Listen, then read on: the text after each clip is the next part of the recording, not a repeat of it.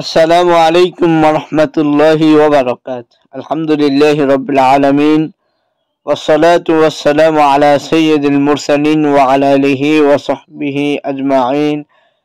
أما بعد فأعوذ بالله من الشيطان الرجيم. بسم الله الرحمن الرحيم. দূরে বা কাছে, দেশে বা বিদেশে যে যেখান থেকে দেখছেন বা শুনছেন, সকলকে জানাই আন্তরিক শুভেচ্ছা ও মোবারকবাদ। আজকে আপনাদের সম্মুখে উপস্থিত হয়েছি নাস্তিকদের জবাব পর্ব ৩ নিয়ে। গতকালকে নাস্তিক ইমরান বিন বশির সে একটি ভিডিও উপস্থাপন করেছে এবং সেখানে আপত্তি জানিয়েছে যে রাসূল সাল্লাল্লাহু আলাইহি ওয়াসাল্লাম মেরাজের রাত্রিতে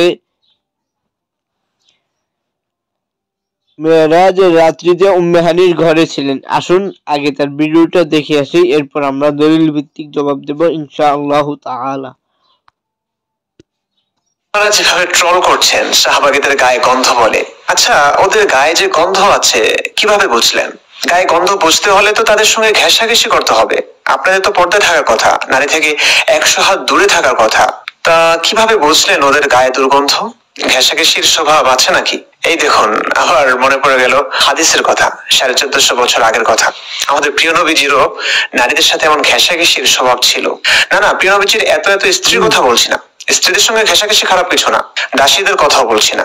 ইসলামের ভাষায় যারা বেগানা মহিলা, পরস্ত্রী, গাইরে মাহরাম নারীর সাথেই ঘেঁষাঘেঁষি করতেন আমাদের প্রিয় নবীজি। চলুন রেফারেন্স দেখি। তাফসিরের জালালাইন থেকে দেখি মেরাজের রাত্রে রাসূল সাল্লাল্লাহু আলাইহি ওয়াসাল্লাম কোথায় ছিলেন। তাফসিরের জালালাইন 2য় খণ্ড পৃষ্ঠা 650-এ পাবেন। ইমামদের হারাম অর্থ আঙিনা নয়, কারণ মেরাজের শুরু হয় হযরত উম্মে হানির গৃহ থেকে, যা ছিল বাইতুল্লাহর আঙিনার বাইরে অবস্থিত। সুতরাং বোঝা যাচ্ছে মেরাজের রাতে রাসূল করিম সাল্লাল্লাহু আলাইহি ওয়াসাল্লাম ছিলেন উম্মে হানির ঘরে। স্বাভাবিকভাবে প্রশ্ন আসে যে এই উম্মে হানি কে ছিলেন? কে ছিলেন এই উম্মে হানি? রাসূলের কোন স্ত্রী? না। রাসূলের কোন দাসী? না। তাহলে চলুন আসমাউর রিজাল মুফতি গোলাম রব্বানী ভুইয়া, প্রকাশক জনাব লোকমান হোসাইন, পৃষ্ঠা 51 এবং 52 থেকে জানি উম্মে হানি কে ছিলেন। উম্মে হানি বিনতে আবু তালেব রাদিয়াল্লাহু আনহা, নাম ফাখতা বা হিন্দ, উপনাম উম্মে হানি। পুত্র হানির নামানুসারে তিনি উম্মে হানি নামে প্রসিদ্ধ। পিতার নাম আবু তালেব, মাতার নাম ফাতেমা বিনতে আসাদ। তিনি হলেন রাসূল সাল্লাল্লাহু আলাইহি ওয়াসাল্লামের চাচাতো বোন এবং হযরত আলী ও জাফর রাদিয়াল্লাহু আনহুমার সহোদরা বোন। আমরা জানলাম রাসূলুল্লাহ সাল্লাল্লাহু আলাইহি ওয়াসাল্লামের চাচাতো বোন হলেন উম্মে হানি। এটাও নিশ্চয়ই জানি চাচাতো বোন ইসলামী দৃষ্টিকোণ থেকে নন মাহরাম, গায়রে মাহরাম। তার সাথে দেখা সাক্ষাৎ, কথাবার্তা ইসলামিক দৃষ্টিকোণ থেকে সম্পূর্ণ নাজায়েজ, জায়েজ নেই। প্রশ্ন হলো এই উম্মে হানির ঘর থেকে মেরাজের মতো ঐতিহাসিক ঘটনাটি কিভাবে ঘটে? সেই রাতে বেগানা নারী উম্মে হানির ঘরে রাসূল সাল্লাল্লাহু আলাইহি ওয়াসাল্লাম রাত্রি যাপন কেন করলেন? রাসূল সাল্লাল্লাহু আচ্ছা, আপনারা দেখে নিলেন মুফতি ইমরান বিন বশিরের অভিযোগ যে সে বলতেছে মেরাজের রাতে রাসূল সাল্লাল্লাহু আলাইহি ওয়াসাল্লাম উম্মে হানির ঘরে ছিল এবং উম্মে হানি ছিল রাসূল সাল্লাল্লাহু আলাইহি ওয়াসাল্লামের চাচাতো বোন। চাচাতো বোনের সাথে দেখা করা যেহেতু জায়েজ নেই, অর্থাৎ নবীজি সাল্লাল্লাহু আলাইহি ওয়াসাল্লাম উম্মে হানির সাথে অপকর্ম করতেন, নাউযুবিল্লাহ। এটা সমস্ত নাস্তিকদের অভিযোগ।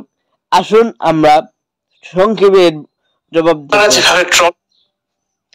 মুফতি ইমরান বিন বশির যে দলিলটি দিয়েছেন তাফসীরে জালালাইন 2য় খণ্ড 650 নম্বর পৃষ্ঠা থেকে, সেখানে কোনো সনদ উল্লেখ করা ছিল না। আপনারা দেখেছেন যে সেটাতে কোনো সনদ উল্লেখ করা ছিল না। হুবহু একই ঘটনা তাফসীর ইবনে কাসিরে সনদ সহ বর্ণনা করেছেন, আপনারা সনদটি দেখতে পাচ্ছেন। এখানে বলতেছেন উম্মে হানি বিনতে আবু তালেব হইতে বর্ণিত, তিনি বলেন রাসূল সাল্লাল্লাহু আলাইহি ওয়াসাল্লাম বলেছেন, রাসূল সাল্লাল্লাহু আলাইহি ওয়াসাল্লামের মেরাজ সম্পর্কে বলেন, যে রাতে রাসূল সাল্লাল্লাহু আলাইহি ওয়াসাল্লামের মেরাজ সংঘটিত হয় সেই রাতে তিনি অর্থাৎ নবীজি সাল্লাল্লাহু আলাইহি ওয়াসাল্লাম আমার ঘরে নিদ্রিত ছিলেন। এই হাদিসটা উল্লেখ করে ইমরান বিন বশির এবং নাস্তিক ঘরানা সবাই বলেন যে দেখো চাচাতো বোনের সাথে রাসূল সাল্লাল্লাহু আলাইহি ওয়াসাল্লাম ঘেঁষাঘেঁষি করতেন, অর্থাৎ মুহাম্মদ ছিলেন লুচ্চা, নাউযুবিল্লাহ। আসুন সংক্ষেপে তাদের এই জবাবটি দেখে নেই। প্রিয় উপস্থিতি, তারা যে হাদিসটিকে উল্লেখ করেছেন তাফসীর ইবনে কাসির থেকে এবং তাফসীরে জালালাইন থেকে, এই হাদিসটার সনদ সম্পর্কে তারা কথা বলে না। কারণ কি, সনদ সম্পর্কে কথা বলতে গেলেই সে ধরা খেয়ে যাবে। আসুন দেখি এই সনদটা কি আছেন। আসুন আমরা মূল কিতাব থেকে দেখে নেই আরবি ইবারত সহ। উপরোক্ত হাদিস যে বিশুদ্ধ নয় এ ব্যাপারে তাফসীর ইবনে কাসিরের মধ্যেই উল্লেখ করেছেন। ঠিক তার নিচেই যে কালবি নামক রাবি মুহাদ্দিসদের গণের বর্জিত। এই যে এখানে দেখতে পাচ্ছেন কালবি নামক একটা রাবি, মুহাম্মদ ইবনে মুহাম্মদ সাবে আল কালবি, এই যে এই রাবিটা এ হচ্ছে দুর্বল। এটা বাংলায় লেখা আছে, অথচ নাস্তিকদের চোখে অন্ধ, তারা চোখ অন্ধ, একটু দেখে তাই আরেকটু দেখে না। আসুন এর মূল এবারটা আমরা দেখে নেই। روى حافظ أبو قاسم الطبراني من حديث عبد الأعلى ابن أبي المساوري عن أكرمة عن أم هاني قالت بعث رسول الله صلى الله عليه وسلم ليلة الأسرية في بيتي। উম্মে হানি রাদিয়াল্লাহু তাআলা আনহা বলেন যে রাসূল সাল্লাল্লাহু আলাইহি ওয়াসাল্লাম আমার ঘরে মেরাজের রাত্রিতে অবস্থান করছিলেন। এই হাদিসের সনদ কি দেখুন। এই হাদিসে একজন রাবি আছে আব্দুল আলা ইবনে আবি মুসাওয়ারি। আব্দুল আলা ইবনে আবি মুসাওয়ারি উনি সমস্ত মুহাদ্দিসদের কাছে কাযযাব, মিথ্যুক রাবি। দেখুন 8 নম্বর টিকায় তাফসীর ইবনে কাসির 5 নম্বর খণ্ডের 42 নম্বর পৃষ্ঠার 8 নম্বর টিকার মধ্যে বলে দিয়েছেন এই কথাটা যে আব্দুল আলা ইবনে আবি মুসাওয়ারি কাযযাবুন, সে হচ্ছে কাযযাব, মিথ্যুক রাবী। মিথ্যুক রাবীর হাদিস দিয়ে সে বর্ণনা করতেছেন যে রাসূল সাল্লাল্লাহু আলাইহি ওয়াসাল্লাম উম্মে হানির ঘরে ছিলেন। আসুন আরেকটা দেখে নেই ইমাম ইবনে কাসির, যে এটাও দেখে নিতে পারেন মাকতাবায়ে শামিলা থেকে। মাকতাবায়ে শামিলা এর মধ্যে উল্লেখ করা হয়েছে এই হাদিসটা। এখন প্রশ্ন হলো রাসূল সাল্লাল্লাহু আলাইহি ওয়াসাল্লাম মেরাজের রাত্রিতে কোথায় ছিলেন? উত্তর হচ্ছে মেরাজের রাতে রাসূল সাল্লাল্লাহু আলাইহি ওয়াসাল্লাম মক্কায় বাইতুল মুকাররমে ঘুম এবং জাগ্রত অবস্থায় ছিলেন। আসুন দেখে নেওয়া যাক এ ব্যাপারে হাদিস। আপনারা স্ক্রিনে লক্ষ্য করছেন মুসনাদে আহমদ খণ্ড নাম্বার 4 পৃষ্ঠা নাম্বার 208 হাদিস নাম্বার 17308। এখানে হাদিসটাতে কি বলা হচ্ছে, এই হাদিসটা একদম বিশুদ্ধ। আর মালিক ইবনে সা'সা রাদিয়াল্লাহু তাআলা আনহা আন্না নবী সাল্লাল্লাহু আলাইহি ওয়াসাল্লাম قال بيننا انا عند بيتي وبين نائم والبقزان إذا أقبل أحد الثلاث بين الرجالين فأتيت